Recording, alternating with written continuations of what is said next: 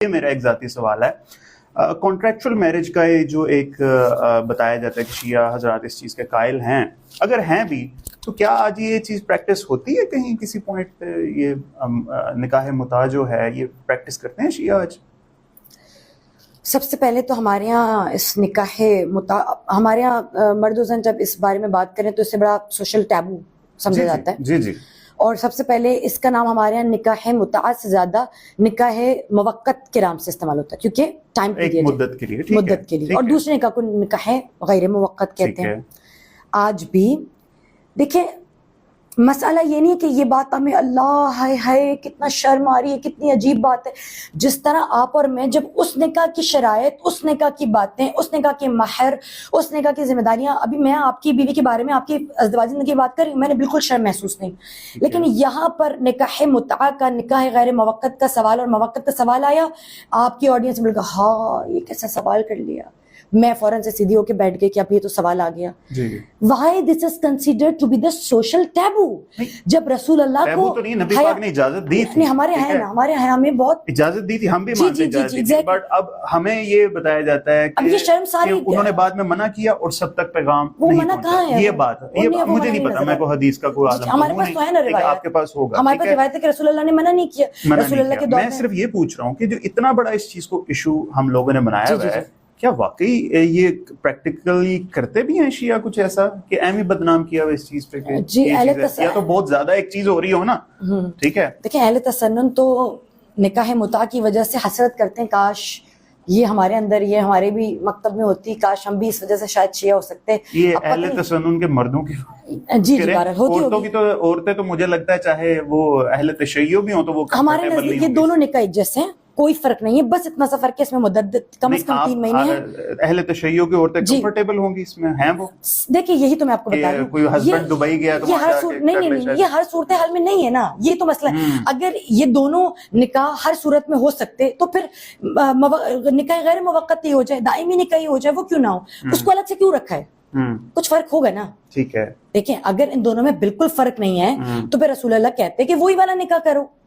وہ نکاح, دوسرا نکاح کیوں انٹروڈیوس ہو رہا ہے؟ اس کا مطلب ہے وہ جو دوسرا نکاح ہے وہ خاص حالات میں انٹروڈیوس ہو رہا ہے. ٹھیک ہے, اس کا مطلب وہ خاص حالات سب پر نہیں آتے ہوں گے. اب کسی پر وہ خاص حالات ہو گئے, مثلا مرد ہے, کوئی کسی سفر پہ گیا ہوا ہے, ایک عورت ہے وہ بیوہ ہے یا طلاق یافتہ ہے, یا وہ اس کو ایسا محسوس ہو رہا ہے کہ اس کی زندگی جو ہے وہ ایک دیکھنا چاہیے کہ اس زندگی میں پڑھ کے میرے معاملات صحیح رہیں گے یا نہیں رہیں گے وہ, اور ان شرائط پر. اچھا اس کے لیے بھی ہمارے پاس کچھ شرائط ہیں لڑکی کے لیے, خاص طور پر لڑکی کے. لڑکے کے لیے کوئی خاص شرائط نہیں ہے, لیکن لڑکی کے لیے شرائط ہے کہ کون سی لڑکی جو ہے وہ متع کر سکتی ہے. دوسرا, ابھی ایک بات بولوں کہ تھوڑا شاید لوگوں کو عجیب لگے, لیکن یہ بڑی پریکٹیکل بات ہے. ہمارے یہاں سب جگہ نہیں, کچھ کھوجا فیملی میں یہ پریکٹس کی جاتی ہے کہ لڑکا لڑکی کی بات کروانے کے لیے کہ وہ فون پہ بات کر سکیں, ناٹ اباؤٹ بینگ فزیکل, ان کے درمیان نکاح متع یعنی موقت کروا دیا جاتا ہے تاکہ جو وہ فون پہ بات کریں نا, ہر طرح کی بات ہوگی بچوں میں, ہے نا. اب منگنی کر کے بھی ہمارے یہاں منگنی کر کے آپ حرام کریں, آپ سے سوال نہیں ہوگا, آپ حرام کریں, بچیاں باتیں کریں گے, ٹھیک ہے نا. ہمارے یہاں مسئلہ یہ جو شیعہ کریں نا اس میں بڑا مسئلہ ہوگا. اور ہمارے یہاں اہل تشیع میں بڑا منگنیوں کا رواج نہیں ہے, موسٹلی ہمارے یہاں نکاح کا ہی رواج ہے. اب اہل تسنیہ جہاں بھی ہو رہا ہے, میں کسی کو بھی ٹارگیٹ نہیں کری, شیعوں میں ہو رہا ہے سنیوں میں ہو رہا ہے, آپ لوگ منگنی کروا کے دونوں بچوں کو اپنے آمنے سامنے لاؤ, گھومو پھرو, ایک دوسرے کو اسنیپ چیٹ میں تصویریں بھیجو, جو بے حیائی پھیلانی ہے پھیلاؤ, جبکہ یہ اتنا ہی حرام ہے جیسا کہ بغیر منگنی کے کوئی مرد اور عورت آپس میں قریب ہو. ہمیں پرابلم نہیں ہوگی, لیکن ہاں اگر ہم نے کسی بچے اور بچی کا نکاح متع کروا دیا تو پھر ہو جائے گا ارے شیعہ ہیں اور یہ دیکھو کیا کر رہے ہیں. ہم اس صورت میں اس کو پریکٹس کرتے ہیں کہ دو لڑکا لڑکی میں پہلے ہم نے باہمی موافقت کے لیے, اچھی انڈرسٹینڈنگ کے لیے ہم نے دونوں میں نکاح موقت کروا دیا, صیغے کروا دیے, ٹھیک ہے. اب یہ ہوگا صیغوں سے. اچھا یاد رکھیے ہمارے یہاں نکاح میں گواہ کی شرط نہیں ہے, ٹھیک ہے جی. اب مستحب ہے گواہ رکھنا, ان دونوں کے درمیان کروا لیا. اب ہم اتنی پاسداری کریں گے کہ دونوں میں فزیکل ریلیشن شپ نہ ہو, لیکن اگر فزیکل ریلیشن شپ تب بھی ہوتا تب بھی حلال تو ہے نا. حرام تب بھی نہیں کیا, لیکن ہماری تب بھی انہیں پتا ہماری جو انٹینشن ہے یہ نہیں ہے. انٹینشن کیا ہے, دونوں بچے ایک دوسرے کو جان لیں, ذرا ایک دوسرے بافہم ہو جائیں, ایک دوسرے سے کال پہ بات کرنی, یعنی منگنی کر کے کال پہ بات کرنے سے بہتر یہ ہے نکاح موقت ہو جائے جی, اور پھر اس میں یہ لوگ بات کر لیں, ہم دیکھیں اچھی انڈرسٹینڈنگ ہو, اس کو کچھ بھی نہیں, بس آپ اسی نکاح کے بھلے ٹائم پیریڈ کے اندر بات ختم بھی کرنے کی ضرورت نہیں ہے. آپ نکاح موقت میں ہیں, آپ نے نکاح غیر موقت کی یعنی دائمی کی, یعنی نارمل نکاح جسے آپ کہیں, میں آسان زبان میں بولتی ہوں ورنہ آپ کی آڈینس پریشان ہو جائے گی. آپ نارمل جو آپ جس کو آپ نکاح سمجھتے ہیں, جس کو آپ نکاح جو ہے نا سمجھتے ہیں, آپ لوگ کہتے ہیں یہ نکاح ہے, بس آپ اس کی سیٹیں جاری کر دیں اینڈ آل ڈن.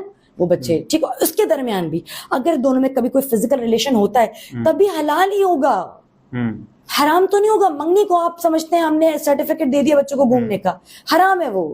تو اس گواہ میں ولی کا ہونا بھی ضروری نہیں ہے؟ نہیں, ولی کا, بچی اگر کواری ہے تو ولی کا ہونا ضروری ہے. نہیں, میں نے گواہ کے بارے میں بتایا, ولی کا نہیں بتایا, میں نے آپ سے ولی کی بات نہیں کی. ولی کی اجازت کے بغیر کواری بچی, ہمارے ہاں تو ولی کی شرط ہے, ولی کی اجازت کے بغیر بچی شادی نہیں کر سکتی ہے. اور اگر ہاں جیسے کوئی شادی شدہ ہو, بیوہ ہو جائے یا طلاق یافتہ ہو جائے, اب اس پر ہاں نہیں تو اس کا پھر دادا ہوتا ہے, پھر چاچا ہوتا ہے, تب بھی بہت سارے ولی بن کے آ جاتے ہیں, آپ کو پتہ ہے. تو یہ ہے معاملہ.